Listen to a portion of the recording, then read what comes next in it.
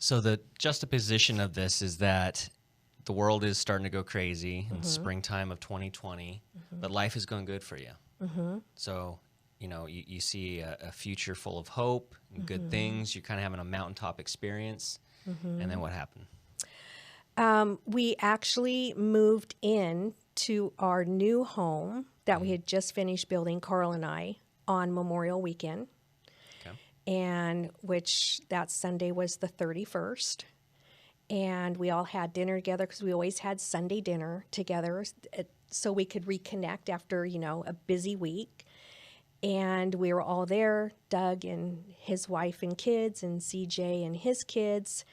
And it was a normal Sunday dinner. And we always tell each other how much we love each other. I also told CJ as he was leaving, hugged him, said how proud I was of him and the dad he had become. And the next morning, I got the phone call. And so was this early in the morning? It was actually, I arrived at work about 9. And about 10 minutes later, I noticed that I missed a call from my grandson, CJ's oldest, who at that time was 14. And I thought, that's kind of weird that he would call me. So I called him right back and I go, hey, dude, what's going on? And I see that you called. And he goes, Grammy, my dad's not breathing. And so I had a hard time comprehending that. And I said, what do you mean he's not breathing? And I heard something, noises in the background. And I'm thinking, okay, maybe he is not being able to get his breath. I was trying to think of what he meant when I heard something in the background. And he goes, my dad's not breathing, Grammy. I said, call 911 and I'll be right there. And so he said, okay, and hung up the phone. And of course, I just picked up my stuff and ran out of the office that I have an emergency. I remember calling Susan on my way home saying, I'm on my way home, CJ's not breathing. And my husband's calling me. He goes, where are you? You got to get here fast. And so I'm trying to drive fast, trying in my mind, just going, what the heck is happening at this moment? And I got to the house and the paramedics were there, fire department, ambulance was there, and Doug and Carl ran up to me. And How were they at that moment? scared, worried, trying to keep me calm without them being calm, but they were in more control than I was.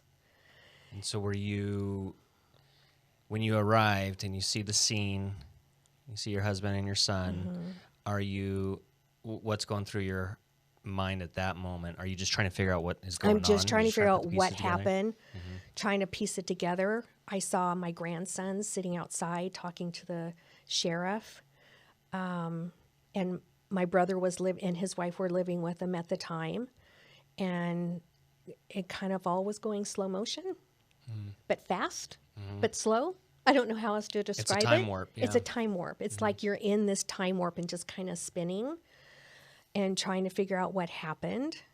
And I learned later what happened, but at that particular time, I was probably, I don't know, it was probably a half hour, maybe more. And my son came out and my husband and told me that they couldn't revive him. Were you able to get in to see CJ? Or were they wanting you to? At that particular time, no one was allowed in the house. And once they told me that he died and they weren't able to revive him, I had the option whether I wanted to go in or not. And I chose not to.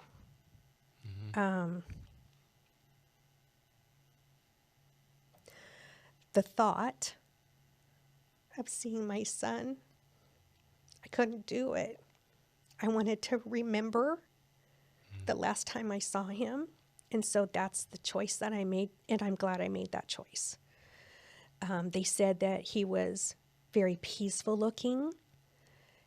What had happened was he simply fell asleep on the couch that night and didn't wake up.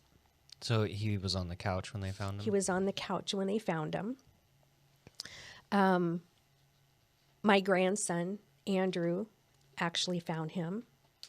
It's my understanding that Ryan was out in the family room, but thought that he was, and I could be wrong, this is what I was told, that he was playing video games and not supposed to be playing video games early in the morning. And when he heard Andrew get up, he ran back. And then Andrew came out and thought, what the heck's going on? Because he wanted to wake up his dad and he wasn't waking up. So Andrew's the one that found him, grabbed my brother who lived in the home. And but it's my understanding that's what I heard when Andrew was calling me, was my brother trying to revive him and on the phone with 911. Okay. So I did hear something. I just wasn't sure. I thought it was CJ.